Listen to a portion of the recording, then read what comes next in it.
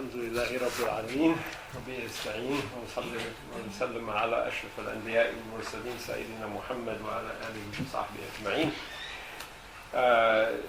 Dear brothers and sisters in Islam and honored guests, I am very honored to be here to present this topic to you. And this is in response to an article called Was Prophet Muhammad Black or Caucasian by Wesley Muhammad, PhD. I do not know this brother, but it is an excerpt from his book Black Arabia and the African Origin of Islam, 2009. And when I came to this, I was a little bit dubious before I read it, because there are a lot of things that come out which are sort of amateur type writing that is not really scholarly.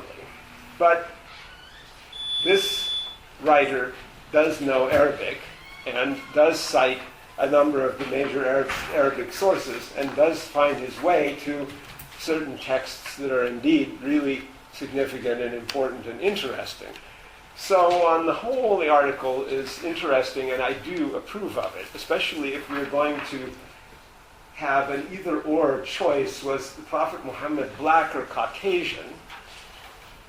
We would have to say more black than Caucasian, and we would have to say that depending on how you construe black, then black.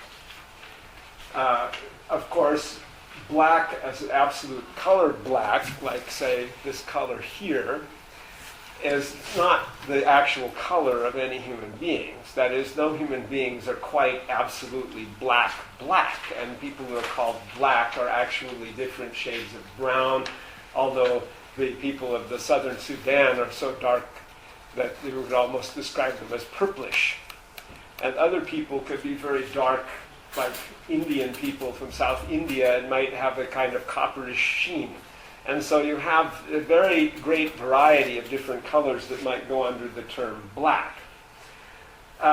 And what we are talking about here is a kind of construction of race that is the primary underpinning and basis for both the ideology and the construction of the state here, and has been so for over 400 years. And that is the concept of whiteness, which is the hidden concept that people never talk about because it has never been formulated in a way like other colors are, because that is the color of the people who deem themselves the majority group, who deem themselves to be the controllers and rulers, who feel a sense of entitlement and so forth. And that constructedness of whiteness led to the constructedness of blackness for the African Americans because of centuries of enslavement followed by centuries of discrimination that has not abated or ceased to this day, even though there have been some alterations and changes along the way, obviously. So any historical discourse that may arise is influenced by these facts also, the facts of the way that the subject has been constructed historically. This particular slideshow comes from my class, Racial Justice, that I taught at Temple University, and for which I got the worst reviews I ever got for a class because the students did not like the presentation of the subject. The first day, they were astonished at the course entitled Racial Justice to find a white or Caucasian-looking person teaching them instead of a black or African-American person teaching them. Because as far as they're concerned, racial justice is concerned with blackness, and blackness is the problem. But actually, when I had realized myself that that was inverted and that whiteness was the problem, it seemed entirely appropriate for me to teach that course. And I discussed that with my African-American colleague, Zain Abdullah, to think what he thought, and he agreed. And so in that course, we identified and zeroed in on this constructedness of race that had gone on over history. And this is part of the history of that. Now, why is that important to the subject of the ethnic or racial origin of the Prophet Muhammad? Sallallahu Alaihi Wasallam. That is important because in order to understand the ethnic background of Prophet Muhammad Sallallahu Alaihi Wasallam, we also have to understand how we ourselves have been taught to construct race in our minds and how it has been constructed historically, and so, in order for us to get somewhere along with the meaning of this. So with that, you may begin the slides. Please, thank you. So this is sort of the credo to start out. Racial justice, that the life of each member of one linguistic, ethnic, or racial group be considered equal in value and importance to the life of each member of every other such group. And so the idea of equality is ultimately there, because, see, part of the campaigns and the wars over race, over we had this person, and now we had that person, and then going back and forth like that, arises out of the fact that there is this inequity, this unfairness, this oppression and persecution, and this historical injustice. And if that were removed, and then we would have less grounds for talking that way to each other. But of course it isn't removed, it is there, and it's very apparently there.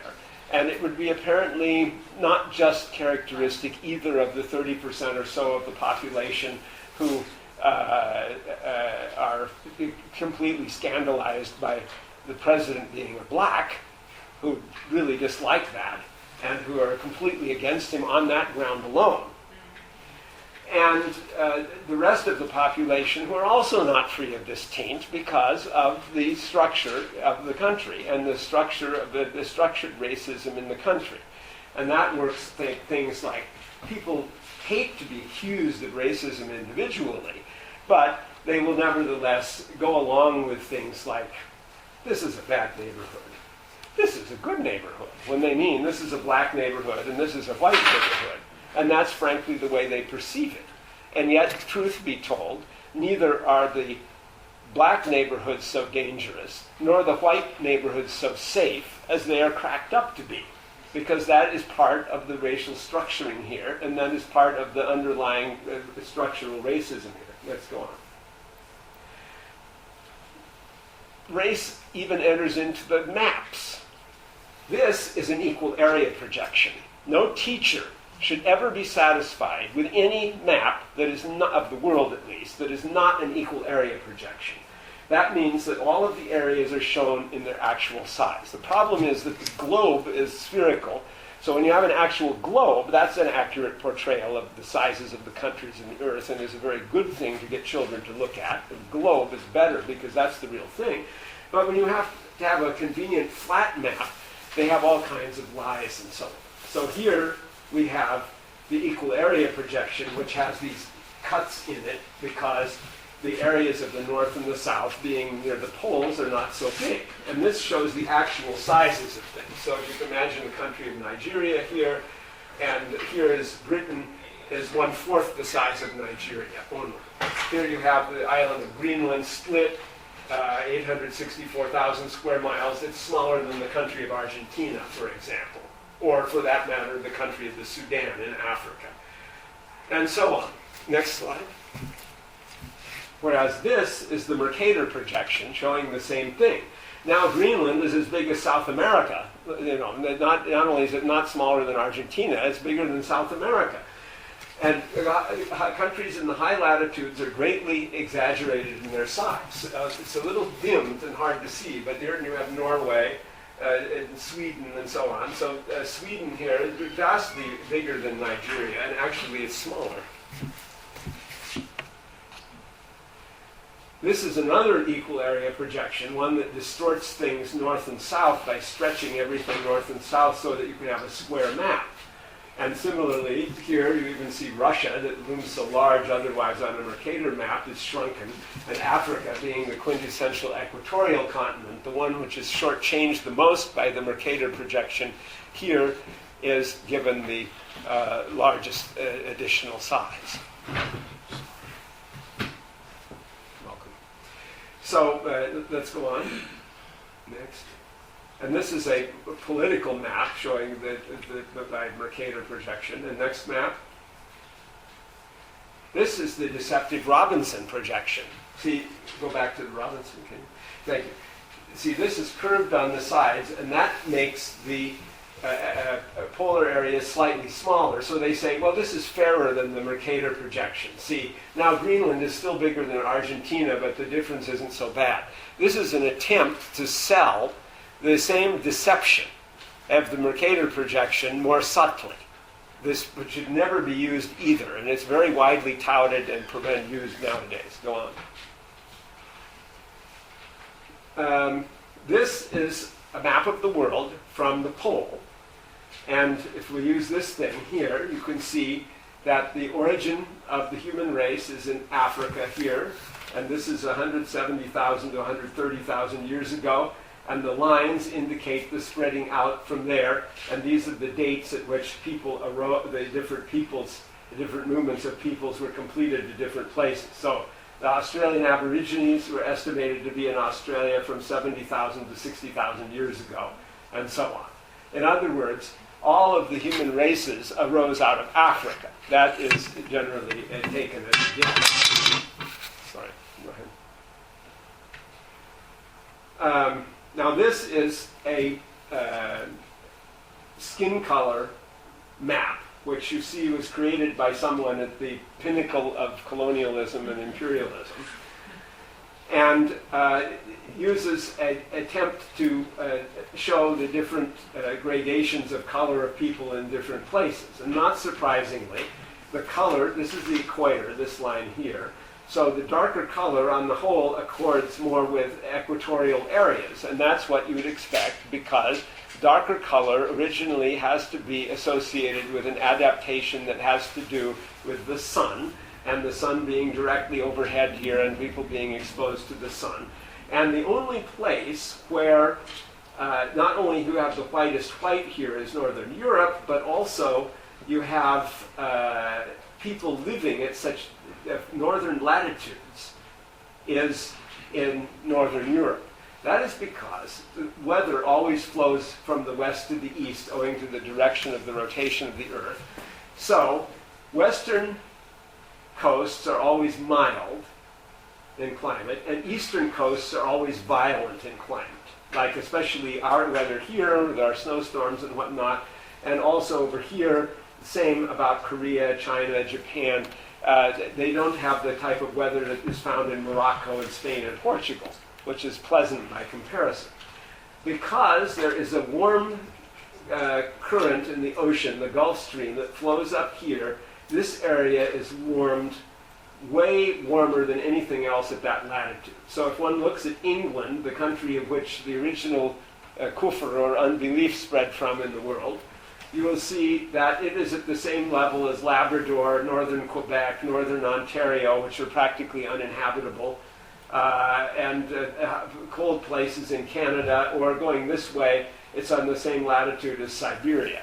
And so, in other words, these places, if they were anywhere else and didn't have this warm stream, would be uninhabitable. So when the Europeans, that is, when the ancestors of the Europeans, who were just like the other humans, moved in here, a kind of adaptation occurred where they were, well, this is the current theory. It is believed that that people who have lighter skin color were selected for survival because women in the childbearing ages, if they were dark colored, would get rickets because the dark skin prevented the absorption of enough sunlight to produce vitamin D in their bodies so that they could bear children and have healthy children and so on. And when they were in the northern countries, the sun was at an angle, and so they didn't get enough nourishment from the sun because of that, and because the winters were long and dark and so on. Now, That's a theory. I'm not an expert in that area, so I'm not saying that that's the truth or what. But it could be that there are very adventitious, that is, accidental things that produce racial differences. Now, another point is that I just read in the newspaper yesterday that they just proclaimed, which is again a questionable proclamation, but it might be, but it has a very odd resonance with some of the teachings of Elijah Muhammad, that blue eyes were an adaptation that appeared only 6,000 years ago. How about that? So that's a rather strange coincidence, actually. That is a completely secondary development. One other thing here is that you'll notice there are other people who have the same type of dark color as Africans in other places, like South India, Sri Lanka, New Guinea, and so on. And although these people are all genetically related and all belong to the human race, it's not thought that they are closely related recently in time. Let's go on here. This is a map based on haplotypes of the different races, and the 4 quadrants here represent roughly, here you have the African, here you have the European, here you have East Asian, and here you have Southeast Asian and Oceanic peoples. And like everything else, this is very approximate, because you only look at certain genes and you don't look at others, and then you make these kind of classifications. Even so, it should at least indicate that there's a lot more ethnic variety in the world than one would think, and the lines that divide are rather arbitrary. Next. This is a chart of the language families and how the language families developed and separated from each other. So, and it is somewhat speculative also, because the way it links different languages together, because all the links that are very far back are just guesswork. Let's go on. This is a current distribution of language families in the world at this time. So you have here in the green, that's the Indo-European. That is big because it includes India, most of India, as well as Europeans and European languages that have spread all over. This is the Niger-Congo languages in Africa, and these are languages that are called Nile Kordofanian or Nile Sudanese languages that are a separate group, which is not believed to be related to this group, at least not closely. And then down here, these dark patches, those are what are called Khoisan languages, that are Bushmen languages. They are not related closely either to these. And then this area is the Afroasiatic languages, which concerns us. And also when we look at the map and we see Africa as a separate thing here, with the sea drawing the boundaries, we have to remember that to some extent these concepts were developed with maps in mind, and that maps may not represent the greatest truth about something. Now, how did Africa get named, for example? Well, the Greeks here, who created or who gave the impetus for the modern treatments of history and geography, and whom Western civilization traces itself back to, whether legitimately or not. The Greeks noticed that there was this little strait of water, salt water, the Dardanelles, and then the Bosphorus, that connected the Black Sea with the Mediterranean Sea. And they thought, wow, that's really strange. There's this little tiny saltwater strait that in the Bosphorus is only 1 mile wide, and the Dardanelles is 2 miles wide, separating these two sides. So they said, this side is Europe, and this side is Asia. And that's where the names Europe and Asia came from. And then they sailed over here. The people from the little island of Thera, or Santorini, sailed over here and colonized this little spot in eastern Libya, the only place the Greeks colonized in Africa. And they sailed over here, and the people there were called the Libu, so they called that continent Libya. So there were three continents, Europe, Asia, and Libya. And so Herodotus, 2,400 years ago, in his book, when he talks about Pharaoh Necho sending the three Phoenician ships that sailed around Libya and came back in 3 years, which is one of the great early voyages of exploration. They sailed around Libya. Well, what happened and how did it get to be called Africa? Well, when the Romans attacked here and conquered Carthage, which was a city in Tunis, it was a Semitic Phoenician-speaking city in Tunisia. That area around there was called Africa. So Tunisia, well, that was originally Africa, and that was part of Libya, which was this continent. And when the Muslims came, the concept of Africa became Afriqiya, and it was extended to all of North Africa. And then when the Europeans named this, they named Africa after that, and so they started calling it Africa instead of Libya, while the name Libya shrank back to the country of Libya. So that the two names reversed themselves. And what had been called Libya became called Africa after that. And meanwhile, you will notice that the concept of Europe and Asia doesn't really hold water, because even though this little tiny geographical feature is interesting, but the Europe and Asia are connected here through Russia, and there's no particular border between them. So Europe is a fake continent. It doesn't really deserve to be called a continent. In fact, this whole landmass could be called Afro-Eurasia and be called one continent, or we could separate Africa because it's only connected by the Sinai Peninsula and say that's a continent and Eurasia is the other continent. And that would seem more logical than calling Europe a continent. If Europe is a continent, and this, by the way, reflects the distorted Robinson projection, so Europe is actually smaller than this in relation to Africa, then why isn't the Southwest Asia a continent with Arabia? Why isn't India a continent? Why isn't China a continent? Why isn't Southeast Asia a continent? Those are all areas that are culturally separate and are as deserving of being continents as Europe is.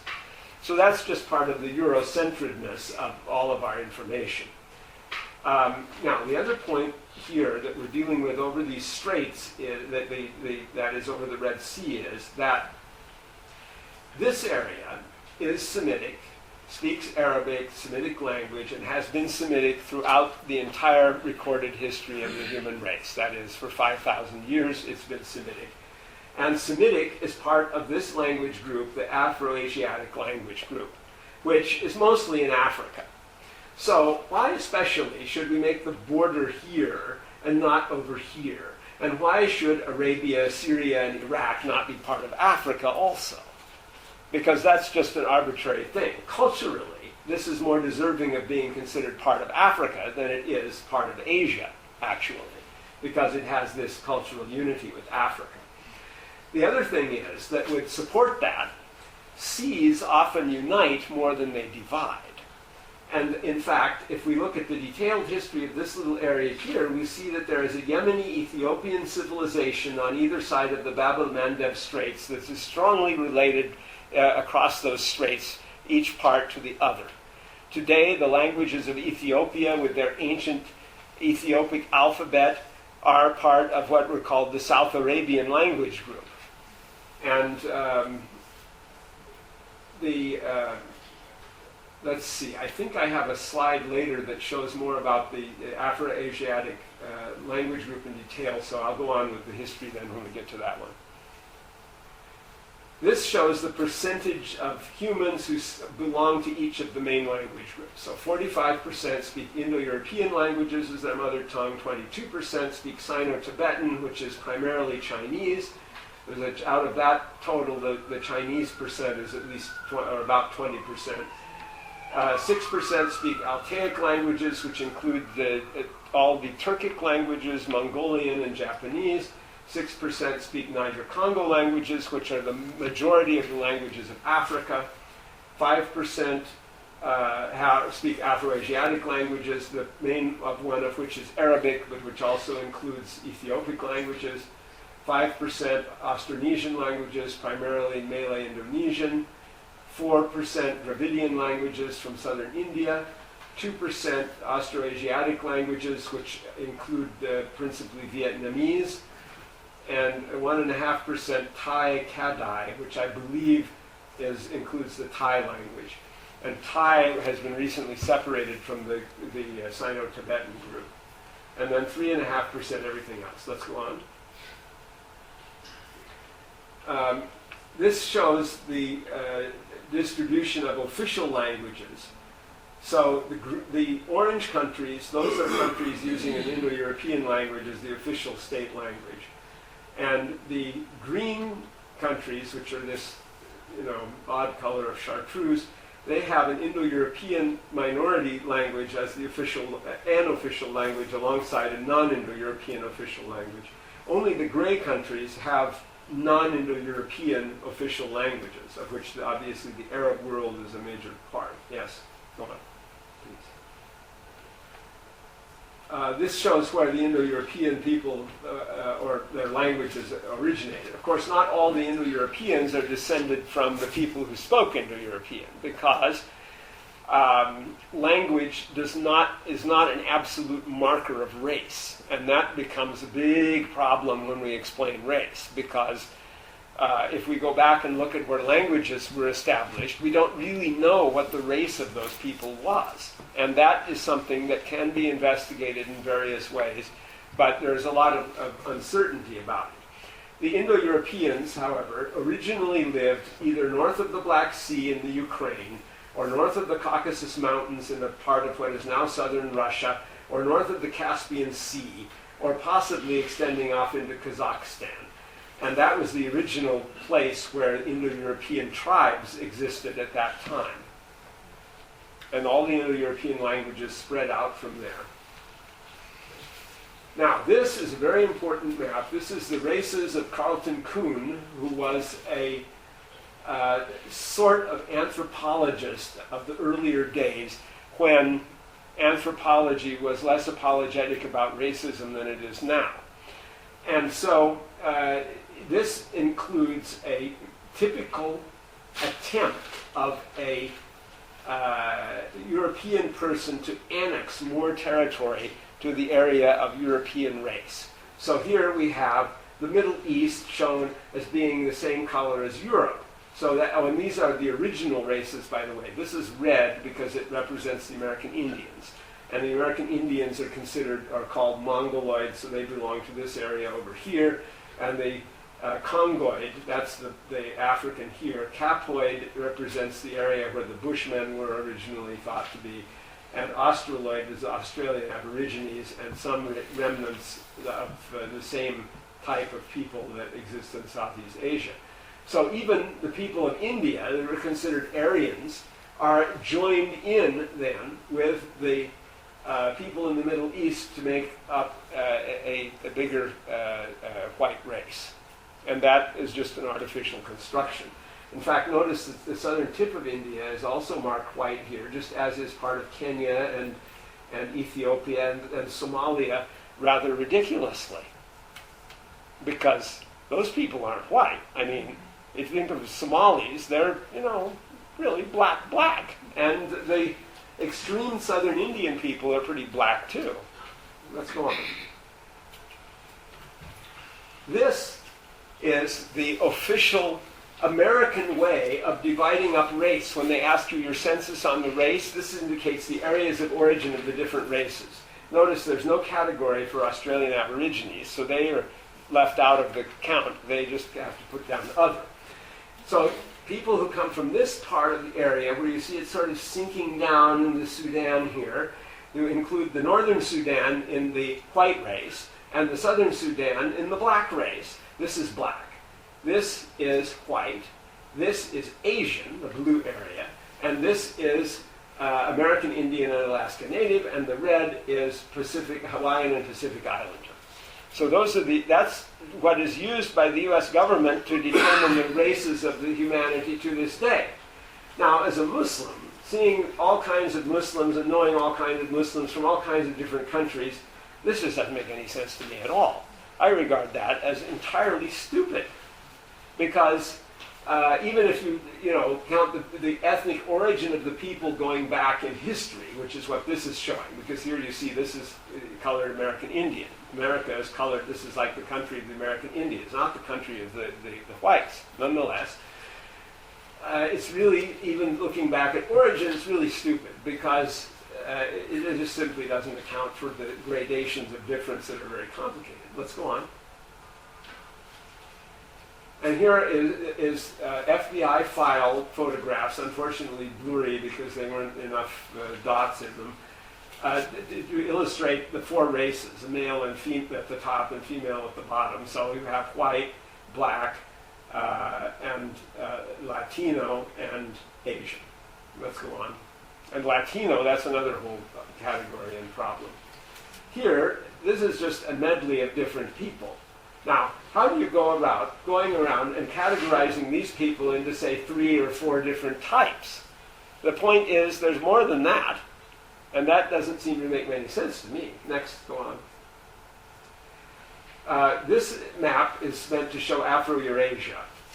So, in showing Afro-Eurasia, the old world, basically. And one of the things that this particular view helps to establish is the centrality of Arabia. And in fact, this Middle Eastern area. Notice how, although it's not quite in the center of the map, it almost is in the center of the world. It has direct connections with India, with Africa, with Europe, and through Central Asia, more distantly with China. Maybe this area would be even more centrally, one could argue, but that's not very far off. And the fact that our prophet, peace be upon him, was born in Mecca, which is right at that spot, and moved to Medina, which is about there, 300 miles to the north, that illustrates the very centrality of Islam in the world island. The fact that he was born on this side of the Red Sea instead of this side of the Red Sea, does that really matter? Because there's a lot of going back and forth. Next. Here is the detailing of the Afro-Asiatic languages. So, Prophet Muhammad, as the article asserts, was an Arab. His language was Arabic. He lived here. This is the original cradle of the Arabic language. And of course, this was the cradle of Canaanite, Phoenician, and Hebrew. And indeed, the Hebrew is a Semitic language like Arabic, closely related. This is Iraq. That was Babylonian, Akkadian, Assyrian languages, and so on. There is a separate Egyptian language group here. So Egyptian, that's a separate family. The Afro-Asiatic languages are said to be these 6 families. All of these languages are related to each other genealogically. That is, in a period of time estimated variously to have been from 10,000 to 15,000 years ago, there was a group of people speaking a single language, all of whom could understand each other, which was one single language that all of these languages developed out of. That's hard to believe, but it's true. That group was somewhere in this area. Where? Can you tell me? Babel. Babel. Oh, well, that would be Babel because of the Tower of Babel. But actually, there's a way to tell. See, here's the tiny Omotic group. Here is Semitic. Here is Cushitic. Here is Chadic languages. These down here are not languages. These are the lakes of East Africa. The darker blue is water. And in fact, that little blue thing there is like Chad. And so all of these groups are fairly close to this area, and the Egyptian down there, down the Nile, except for the Berbers, which are over here in North Africa. All the other groups are here. So somehow, these groups started either in Ethiopia or the Sudan. That is the original cradle of the Afro-Asiatic languages. So just like the Indo-European languages grew up in the Ukraine or somewhere like that, the Afro-Asiatic languages started out here. So in other words, they started on the African continent. And so the origin of the Semites, the Arabs, and the Jews goes back to Ethiopia. That is the mother of the world in this instance. And that means that the Semites, leaving this cradle area, the branch that became Semitic, either crossed the Bab el-Mandeb Straits, as I would think probable, and entered Arabia, or they went up here and entered it from the north across the Sinai Peninsula. The group that formed the Egyptian people, moved down the Nile and settled in Egypt. It is known how that was done about maybe about 6,500 years ago or 7,000 years ago, something on that order. The Egyptians attacked the swamp that was along the Nile. And at that time there was more water in the desert than there is today. So they kind of came along herding and living there, and then they thought when the water became little that they would get closer to it, and so they cut down the swamp and drove out the wild animals and built an system of irrigation and the world's first kingdom about 5,000 years ago, the ancient kingdom of Egypt. The Berber people migrated somehow from here all the way over to there. The Cushitic people stayed in the original area. The Omatic people also did, who are down here, and it's disputed whether Omatic is really part of this group or not, but it appears to be. And the Chadic people, who include the Hausa language, migrated along the Sahel corridor west toward the area of Lake Chad and settled where they now are in northern Nigeria. And that is how those languages came to be differentiated from each other and separated. So if we want to talk about the African roots of the Prophet Muhammad sallallahu alaihi wasallam, this is the first place to start. Now there's more to it than that also, and that is the give and take here. Semitic, which was confined to this area, and was only later it spread over here, where you can see its color now, and here, but it was confined to this area here. Semitic had four areas or subgroups. One was the Northwest Semitic, Hebrew, Canaanite, and Phoenician, whose area was there. Another one was the Northeast Semitic that had the ancient Mesopotamian or Iraqi line. Arabic was called Southeast Semitic, was in the middle here, and then the south was all occupied by what were called South Arabian languages. Those were the progenitors of Ethiopic. Later, Arabic moved south and displaced the South Arabian languages completely before the lifetime of the Prophet Muhammad sallallahu alaihi wasallam. But before that had happened, in a period maybe about 2,500 years ago, people from South Arabia crossed over, and that gave birth to the languages here, Amharic, Tigrinya, Tigray, and so on.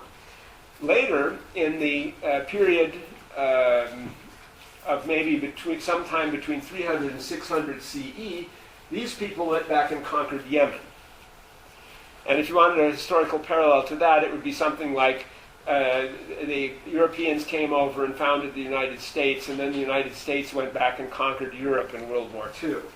And so these people had a hegemony, and that was Abraha, which you remember the story of Abraha attacking the Kaaba in the time of the Prophet Muhammad's grandfather, Abdul Muttalib, and the expedition of the elephant, and the Surah al-Fil is connected with that in the Quran, and so on.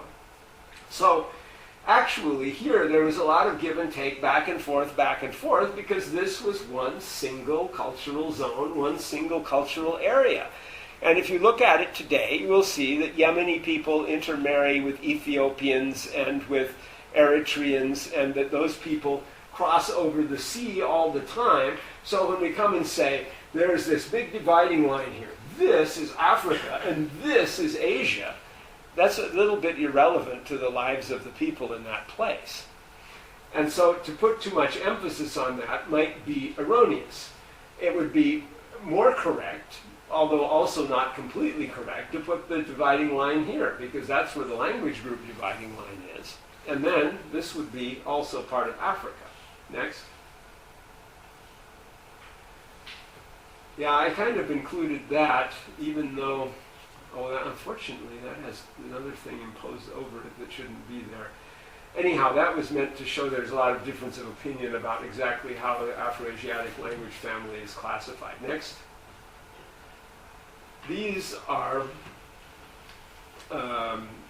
some of the modern Arab leaders to illustrate that when we're talking about even today, like here, the writer of the article, and here we could maybe make some criticisms. He conflates four colors, or five colors actually in Arabic, as all meaning black. Aswad, Asmar, Abyad, and Adam, and one other one, which is Akhdar. So Akhdar is normally green, Abyad is normally white, Aswad is normally black, Asmar is normally brown, and Adam is like a color of the earth. So it means swarthy, dusky, dark colored. And when he says that, I have to say, well, he's putting a little bit too much onto that, because you can't just take 5 colors and say they all mean black. That's going a little too far. Because what about all the gradations that might exist in descriptions? The other thing is people don't really know what exactly was meant quite by all of these colors. Nevertheless, I certainly accept the idea that the ancient Arabians were dark-colored people. They were brown-colored people, and they were probably similar to the people who still live there. And generally, in a lot of places, the people are still colored similar to the color of the people who live there.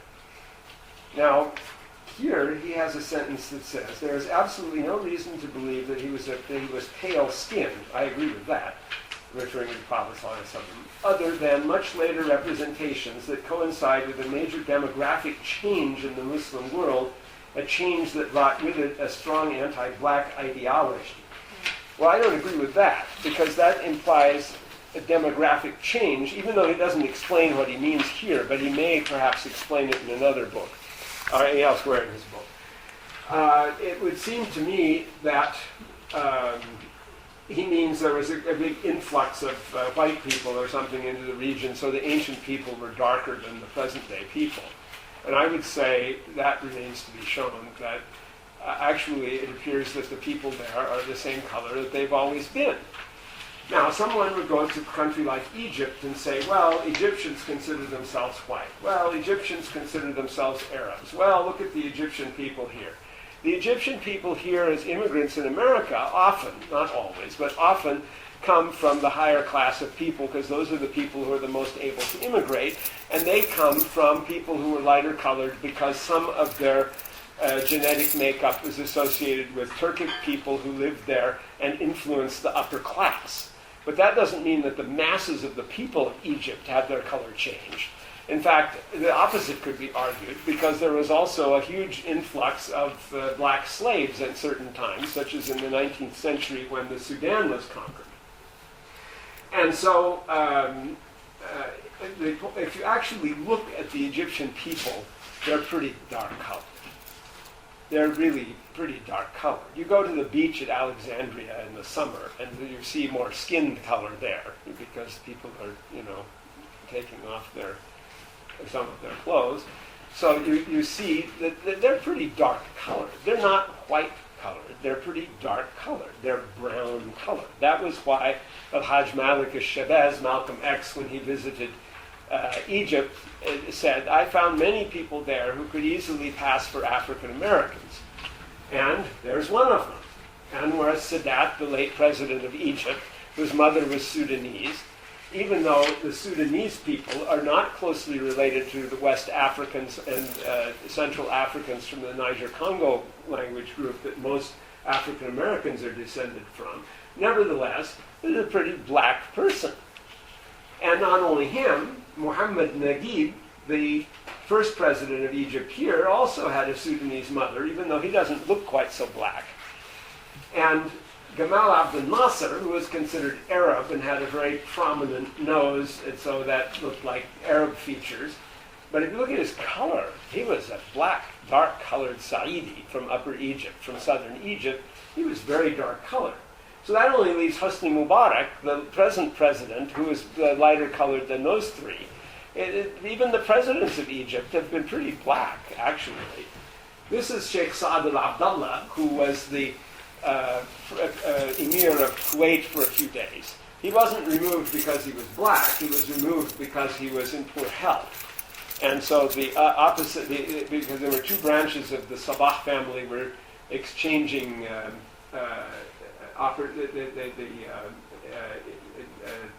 position of emir, and the one that had held it for a long time under Jabir al-Ahmed wanted to grab it back, so it was a power struggle.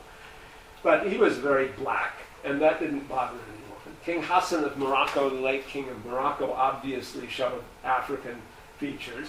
Prince Bandar ibn Sultan, the long-term Saudi ambassador to the United Nations, obviously also had African features. And Sultan Qaboos, the ruler of Oman, like that too.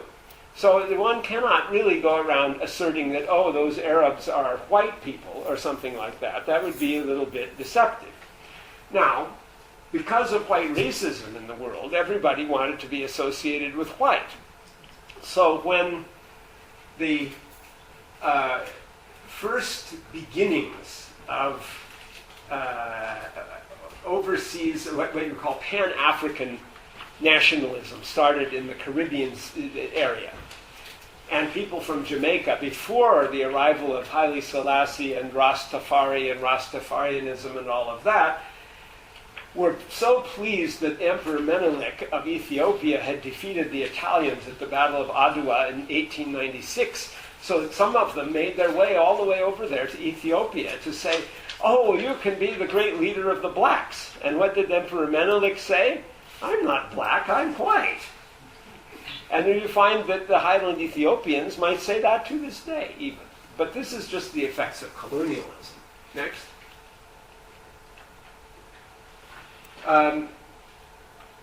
This is an attempt to relate the linguistic aspect to the genetic aspects of things. And so you see that the people have a particular frequency of the appearance of a certain gene that they traced, and this is the prevalence of that gene according to these different groups. And so it varies as to how prevalent it is, and that's a kind of an attempt to link that up, whether that's convincing or not. Next. That's it for that one. Now, there's another one. There's a different one, if we can go to that. If you hit minimize. Yeah, hit minimize for that. That would be that thing there. That minus sign. Okay. So the next one we want is, I already opened it, so if you go to open, it should come up there. Open up here.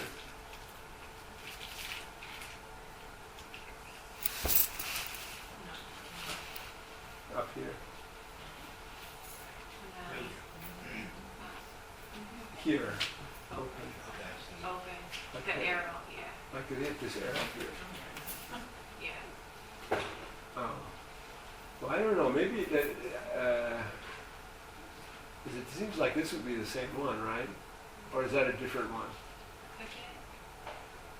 Click it and see if that works. No, it doesn't work. So go back. You minimize that again, and then we can still get to it. But now what we have to do is go back. Use the back button. Okay, now we need to, let's see, this is, oh, we need to go down farther, scroll down. Farther. Okay, Islam in West Africa.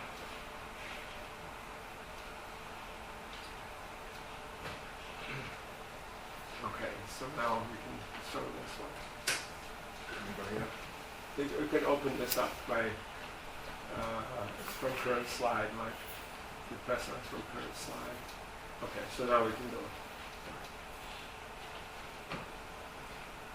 Next one, we don't need that, because I'm just going to show a few things. Well, this is like a general map of Africa, and you see that it has these different areas. Like there's this big desert area here in the northern coast, which is populated countries. And then, of course, the forest belt down here in Africa, and it's associated with the jungle. Actually, the original tropical forest or jungle was only where there's very dark green, so it's not even a very major part of the continent. Next. Go on. So this map shows, here is the Cushitic language groups, the ancient kingdom of Ethiopia. This is in 200, so this is 1,800 years ago. And over here were the Semites in the Roman Empire and Parthian Empire that were up there. And then this would be the Niger Kordofanian group. This is the Chadic language group there. This is the Songhai group that's part of the, Nile Kordofanian. This is part of this group. And this is the Niger-Congo languages. And that was the great group, which was the group of most of the African languages. So about this time, 1,800 years ago, this group, which originally lived just in West Africa, expanded east and south. And coming with iron implements with which they could farm, they were able to raise a lot more food than the hunter-gatherers that lived in this area, and so they greatly outpopulated them and came to cover that area. Next. So this is the distribution today. This area, orange, belongs to the same group as this darker color orange, which I'll call red here. But this is called the Bantu languages generally, and the reason for that is that these languages all resemble each other because they spread out of one original language more recently than these do. These are all broken up into very small languages or small areas. Some of the languages are quite large, actually, in number of speakers. And so this is all that group's area. Next. This is an old map that shows the different languages divided up somewhat differently, because here they don't even show any distinction between Hausa and the other West African languages. Next. And this is actually illustrates what the names of some of the languages are, and you can see here there are a number of different groups. So these are the subgroups of Niger-Congo languages, actually. And these group of languages is not believed to be related closely to this other group of languages, although they both pertain to the African continent, and they both have languages, consist of languages of black people, of course. Next. That's just a picture of some West African languages. Next. Okay, this is also a diagram of these languages. All right, let's stop there then. Now, I brought these books also, which were some of the books that Wesley Muhammad used for his authority. And this is some of the more direct evidence about the Prophet Muhammad. So he even used this very same edition that I have in my home library of the Rasail of Jahiz. Al-Jahiz was the famous prose writer of Basra in Iraq who founded Arabic prose writing. That is, he was the founder of Arabic prose literature. He can't be considered the founder of all Arabic literature because there was religious literature before and there was also poetry. But he's the founder of Arabic prose. He was generally viewed as that. And a very prolific writer, and one who himself appears to have been, and is usually claimed to have been, black. And Al-Jahiz, one of the pieces of evidence for that, in fact, is that he wrote this epistle here, which is in the middle of this book. It's a book of essays. And so this is an essay called Fakhr al-Sudan al-Biban, which is something like the pride of the blacks over the whites. And he died in the year 868, so that would be almost 1,200 years ago, and say 1,150 years ago or so. And he has a discourse of the blacks arguing, and we have this, and we have this, and we have this. And among the things he found, which is cited here, he said that the children of Abdul Muttalib were 10 men who were great big husky black guys. Dulman, black. Well, if Abdul Muttalib was the Prophet's grandfather, then that would seem to indicate something. And then he said, and Abdullah ibn al-Abbas was likewise a big husky black. And the family of Abi Talib, the most noble of creation, were black and dusky and dark. So he makes all of that kind of point there. And Wesley Muhammad observes, this is really good evidence on this point. That's true. It is. This is a very significant passage and significant evidence, and you find it right there in this Arabic book. A book Wesley Muhammad hasn't gotten to yet is Kitab al-Muhabbar of Muhammad ibn Habib. This is almost as old as the book of Jahiz, so it's a very early piece of Arabic literature. And Kitab al-Muhabbar means something like the book of the flow of ink or something like that. So the title doesn't really tell you the contents, what they are, but it would be best described as a collection of miscellaneous information. It just doesn't have any theme at all to it. It just has different lists of things in it. And so one of the lists is Abna' al-Habashiyat, the children of Ethiopian women. And so it goes through there, and that reveals, or at least claims, that the father of Omar ibn al-Khattab's mother was an Ethiopian woman. So if that was so, then Omar ibn al-Khattab, the second caliph, would have been a quarter black, at least. And it doesn't seem to mention here so much the assertions that are found in the book of Al-Jahiz, and whether that is a contradiction or something one would argue about would take more research than I had time to do for this presentation. But anyhow, there is a basis for doing that type of research in these books. And to know the exact derivation of the people of Mecca at the time of the Prophet ﷺ is somewhat difficult. After all, there were people going back and forth to Ethiopia, and there were people from the Beja ethnic group who came from the Sudanese shore on the other side of the Red Sea, living there alongside the Arabs and so on, and they were all mixed together. And the Arabs themselves, whatever else they may have been, certainly were not white Europeans. That can be forgotten completely. There's no way that they were just white Europeans. That's not possible. They were also dark-colored people. And just like today, they would say, like in the Egyptian song where they say, Hatta loni amhi, even my color is wheat-colored, meaning brown. And they also, the Egyptian popular music, even made a great theme out of singing to Ya Asmarani, to the brown one. And that was done in response to the overlordship of the Turks for several hundred years, when the Turks, because they were white, would sing to the white one. So in response, the colonized Egyptians sang to the brown one.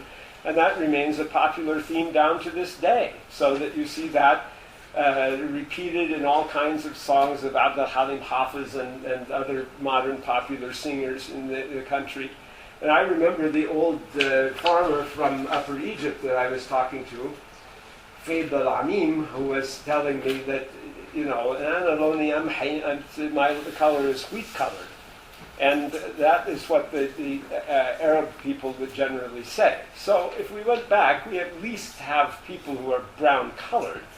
But if one wants to go further and assert that they black is dark black, like, say, Somali people or people that are from the Niger-Congo group or people who are Nilotic people, well, that, it seems to me, is going farther than the evidence permits one to say.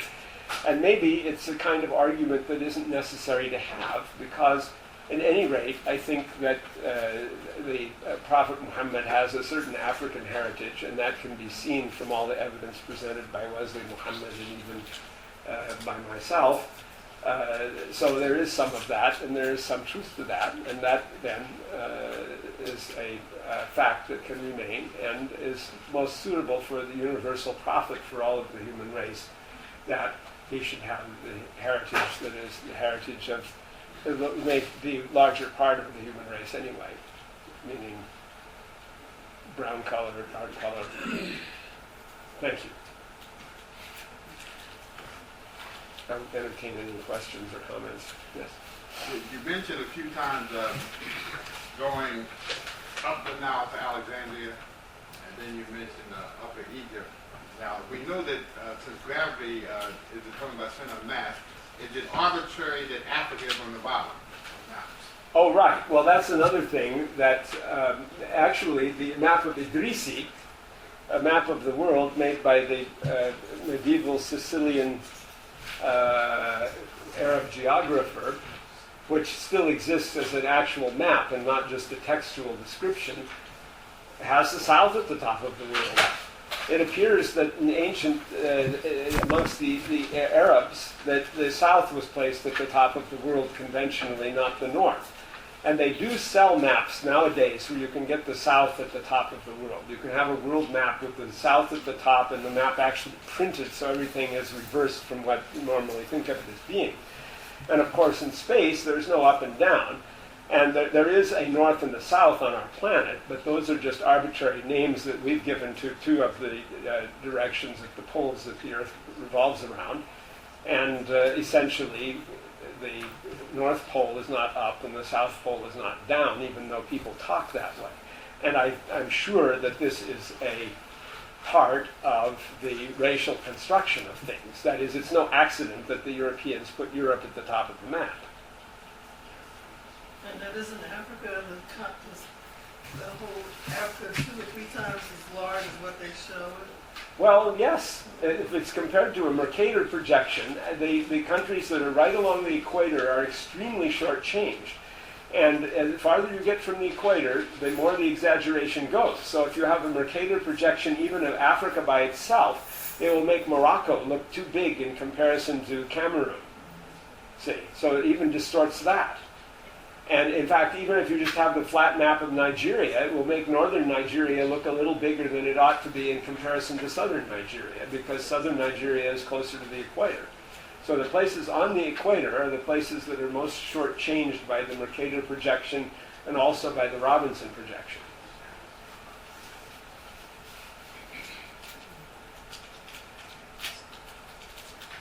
Yes? Oh, well, this might be relevant, but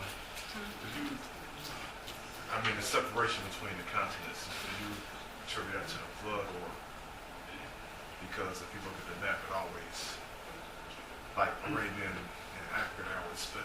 It looks like it could fit or could have fit.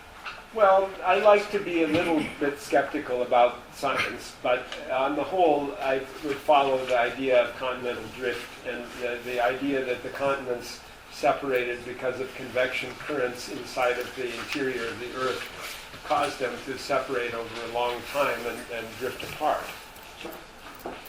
Well, I mean, the reason I said that is because you may see other pictures where you see the mass linked, where, I mean, Yeah, the continents were all together in a mass at one point, and then they gradually separated. That's true. And that happened basically before the modern human race's history started. I wasn't sure if there was an annotated. Is this a complete article? That is kind of an article. It appears to me it's an excerpt from his book that was given for separate reading. Because I was wondering if he had any citations from Sheikh Abdul in his work about, genealogy and his studies in terms of the continent.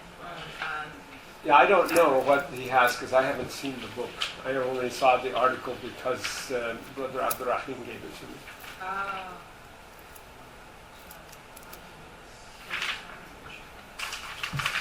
Yes. If we look at and examine biblical genealogies, the begats and the begats and the begats, well, we have an indication that Prophet Ibrahim married Hajar, who was allegedly Egyptian, and she produced Ismail. Are there any other pairings that you can definitely indicate that were cases where there were African men or women who came from that particular genealogical descendancy that predated Prophet Muhammad? Well, my view of that would be that if we go back to really early genealogies of the earlier prophets, alayhim as-salam, that what is not attested in the Quran or the Hadith is not something that we're bound by. And so the genealogies that are given in the Torah, we're not bound by them. I think that to accept, Hagar was an Egyptian, that's fine, because that's a fairly significant element in that story. And it is repeated elsewhere in the Bible, your mother was an Egyptian, that is said to the Hebrew people to remind themselves that they're not of some kind of, pure separate race. And that, it seems, is a good idea to remind them of that. But such remote history, to figure it out genealogically, that would be very difficult. Well, in Sheikh Abdiya's book, he actually traces it back to Ethiopia, and he goes through Egyptian civilizations in terms of genealogy. So, if you're familiar with his work, well, one might be able to do that genetically, right? By going by genetic type, but going by genealogy, which means the historical names of particular persons, that's kind of difficult. And it's also iffy because even if you identify someone as coming from this or that place, that doesn't necessarily further identify what their own origin is. And so that becomes difficult. And then there is quite a lot of genealogical mixing in ancient times. Like today, people would take Indians as distinct from Africans. Yet there were quite a lot of Africans attested in India historically. There's a lot of that. And there was even Malik Kafur, who was the general of Muhammad ibn Tughlaq, the Sultan of Delhi, who was sent to conquer South India and conquered a lot of South, who was actually an African. That was, according to the Mamluk system, one of the slave soldiers who was freed and raised to the rank of officer and became the general of the army. So one doesn't usually think of Africans being in India. Yet there was an African in India just like that, see? And there were other Africans in India also, maybe a lot. And likewise, the traffic could have gone the other way too. And there are a lot of genetic mysteries in history, like where you have the people of Madagascar speak a language that is related to the languages of Borneo in Southeast Asia, which means that at some point about 2,000 years ago, Indonesians took to sailing big ships, their giant catamarans, across the Indian Ocean in a single fleet, and a few shiploads of them landed in Madagascar and survived and prospered there, and their language became the Malagasy language that is the language of that island, even though they're also, of course, mixed with some African mixing, so that they're not exactly like Indonesian or Malay people, even though their language is derived from there. And there's no written historical record of that at all. That is something that is based entirely on the linguistic fact that their language derived from Borneo. And so it's a certainty that that happened, but the details aren't known. The names of the people involved aren't known. Yes? Well, considering the confluence of all these cultures and everything, what is the criterion for being considered pure Arab? Yeah, pure Arab is just a construction. I mean, think about what is an Arab today anyway. Today, an Arab is someone who speaks Arabic as their mother tongue. It's a linguistic designation. It is not an ethnic one. And consequently, Mauritanians are different from North Africans, who are different from Egyptians, who are different from Syrians, who are different from Iraqis, who are different from Gulf Arabs, who are different from Yemenis, who are different from Sudanese, who are different from Shua Arabs of Nigeria and Chad. And so all of those different ethnicities of Arabs, they're all very different from each other. And they look a lot different from each other. I mean, if you think of the contrast between the Sudanese and the Syrians, that's quite a contrast. And so what brings them together is their language. It is a single linguistic group. It is not a single racial ethnic group at all.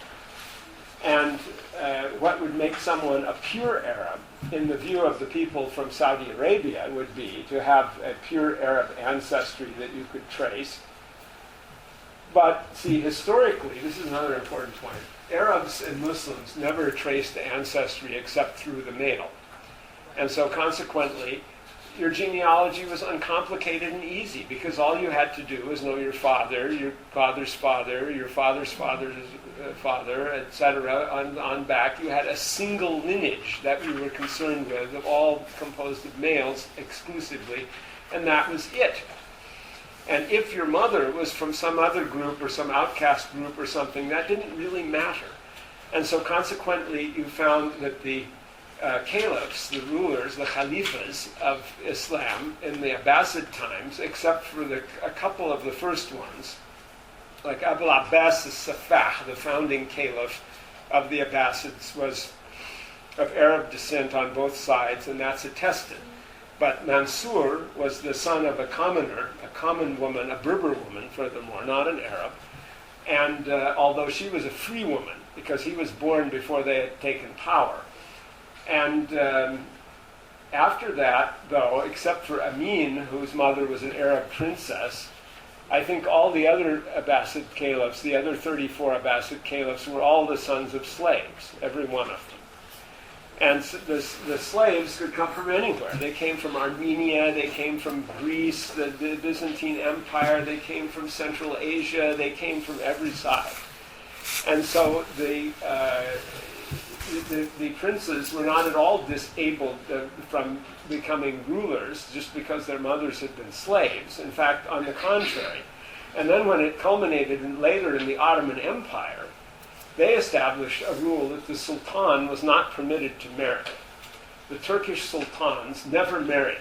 They only had slave women. And that was because the sultan was of too high a dignity to marry anyone, since nobody would be his equal. And 3 of the sultans married.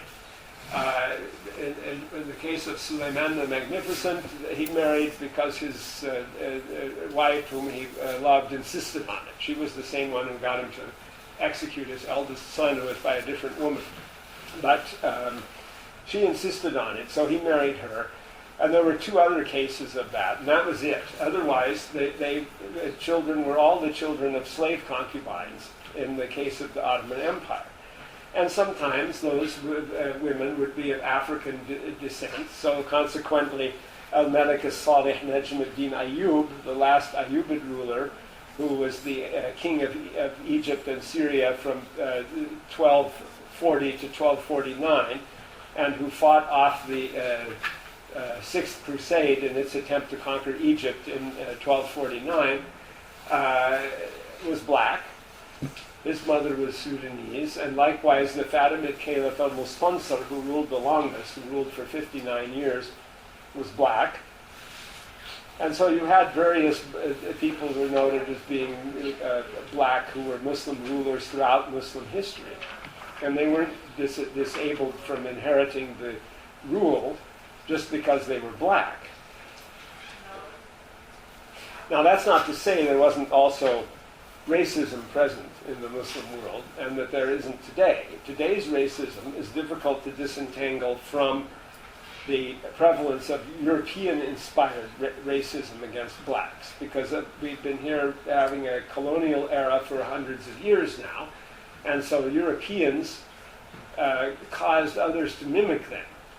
And so part of the racism that might be found is derived from the colonial experience and the desire to associate oneself with the colonizer instead of the colonized in order to get out of the pariah or low-class status that is foisted upon you.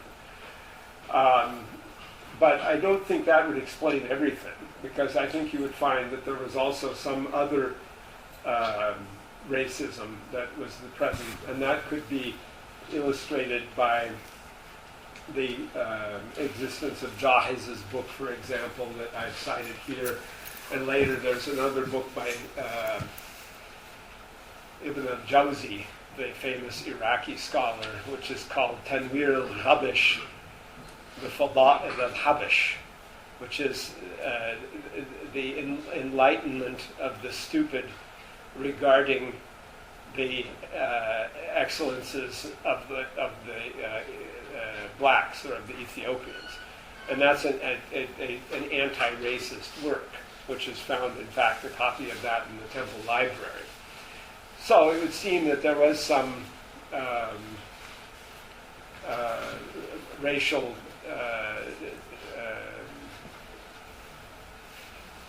animus or some discrimination that existed anyhow. And that furthermore seems to be found in India and Hinduism and Sanskrit civilization and so on and elsewhere. So there may be some other element to that. But it did not achieve the type of definition that it achieved with European racism, which was infinitely worse. Yes. I don't know, it may be irrelevant, but I wanted to know, what can you tell us about Sicily? I'm Sicilian, so I would like to know a bit more. Sicily. Where does Sicily fit in all Well, this? Sicily is a large island today belonging to Italy. Yes. It's not on this map. It's north of Tunisia.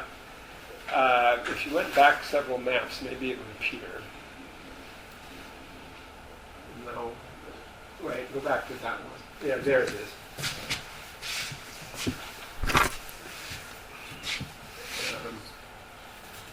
It's this. That's the island of Sicily right there in the Mediterranean Sea.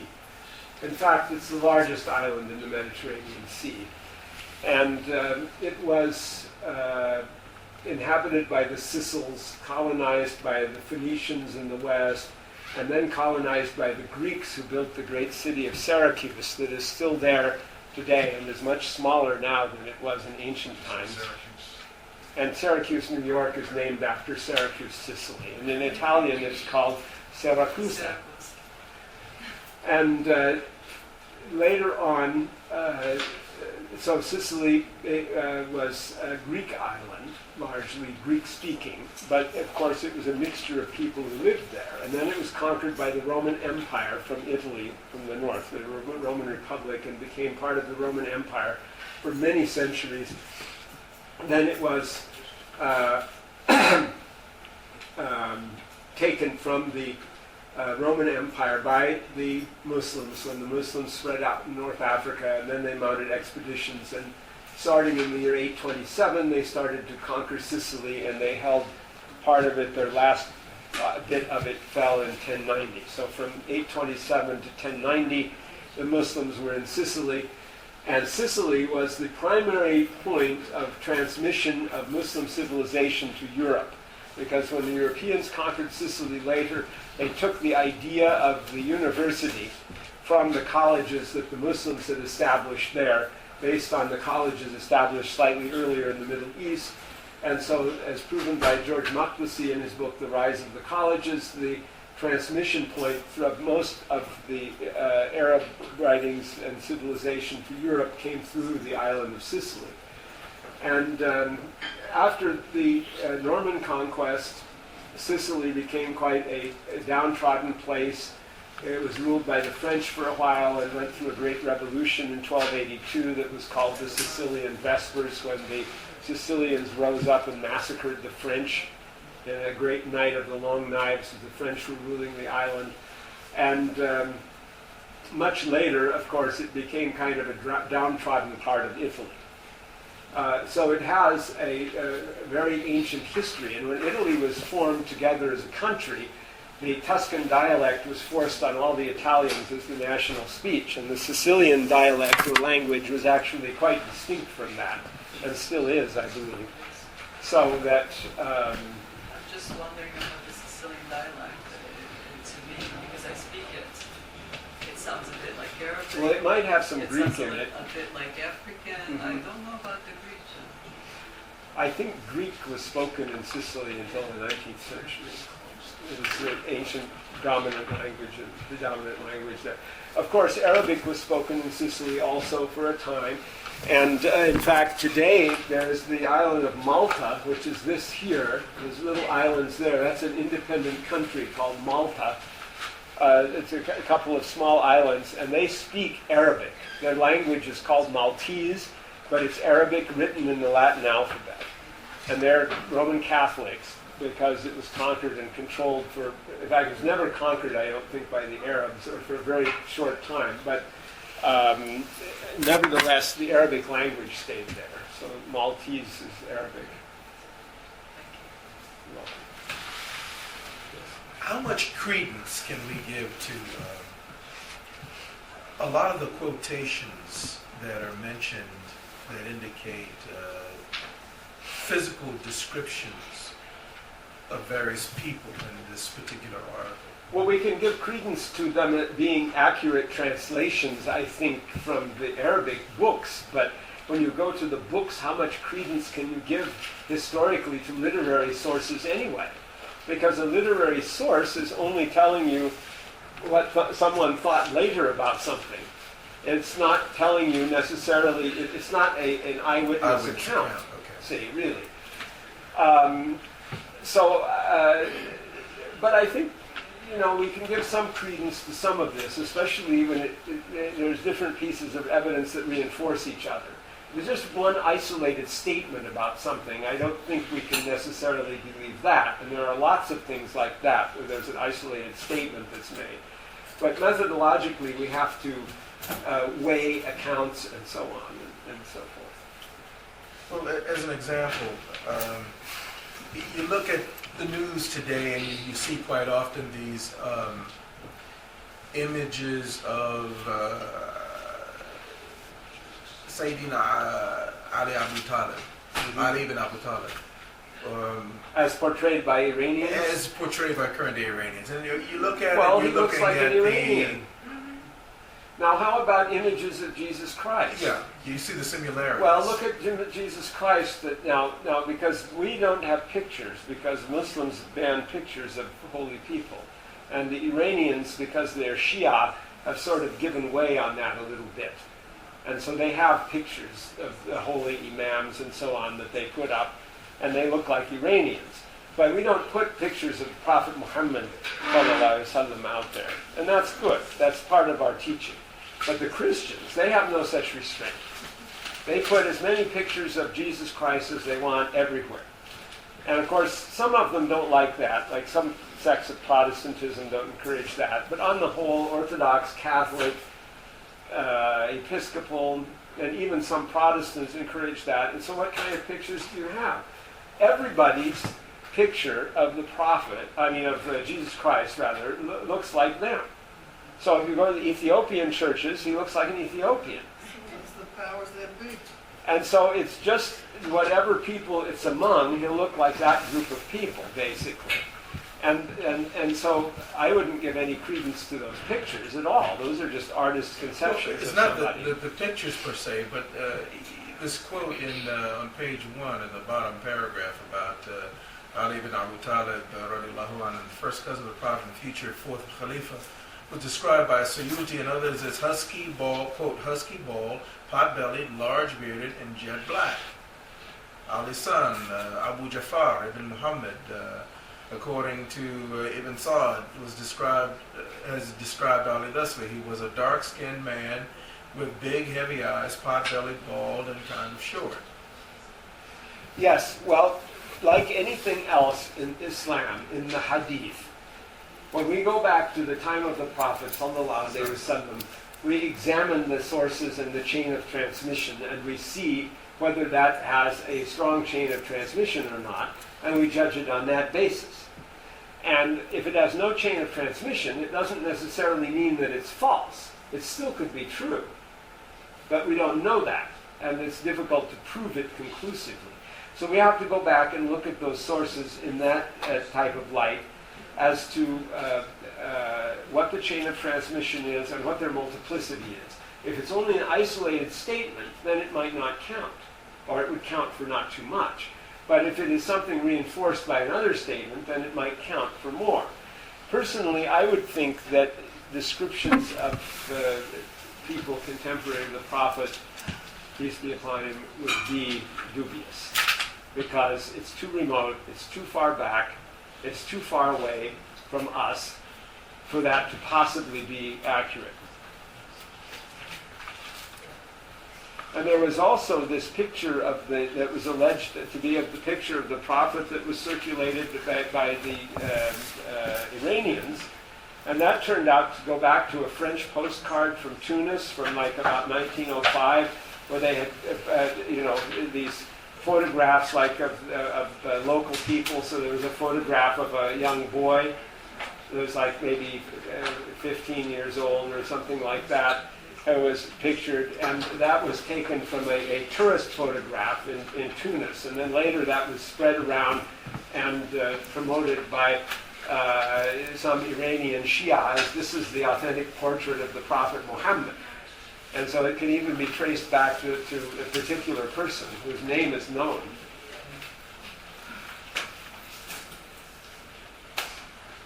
Anything else? Well, thank you very much.